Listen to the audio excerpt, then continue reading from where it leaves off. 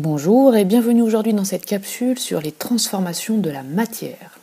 Je vous rappelle que la matière est composée d'espèces chimiques, soit d'atomes, des molécules ou des ions. Par exemple, un morceau de fer est composé d'atomes de fer. L'eau, elle, est composée de molécules, qui sont composées d'atomes. Et le sel que vous mangez est composé d'ions chlorure et d'ions sodium. À notre échelle, nous ne voyons pas les atomes, les molécules et les ions, mais nous constatons tous les jours des transformations de la matière. Un clou qui rouille, un glaçon qui fond. Et dans cette capsule, nous allons apprendre à différencier les transformations physiques et les transformations chimiques. Pour cela, nous allons regarder la matière à l'échelle des atomes et des molécules. Alors bien sûr, il y a une transformation de la matière si on voit une évolution entre un état initial et un état final. Prenons un glaçon qui fond. Que se passe-t-il à l'échelle des molécules?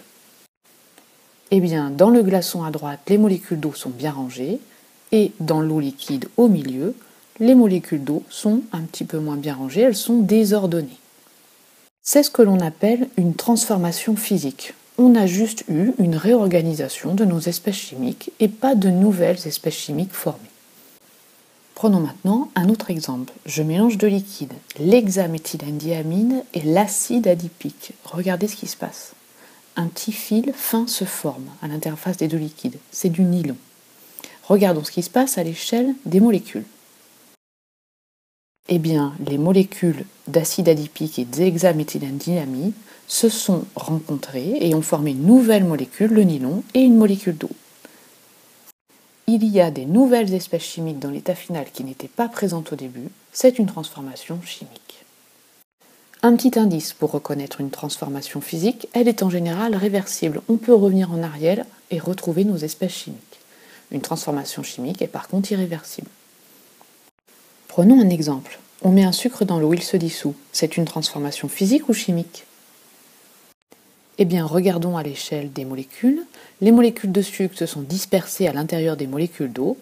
Il n'y a pas de nouvelles espèces chimiques, c'est donc une transformation physique. Remarquez que l'on peut revenir en arrière, il suffit d'évaporer l'eau et on récupère le sucre à l'état solide. Mais attention, n'allez pas croire que les transformations chimiques n'ont lieu que dans un laboratoire de chimie. Lorsque vous respirez, vous faites une transformation chimique. Pourquoi ?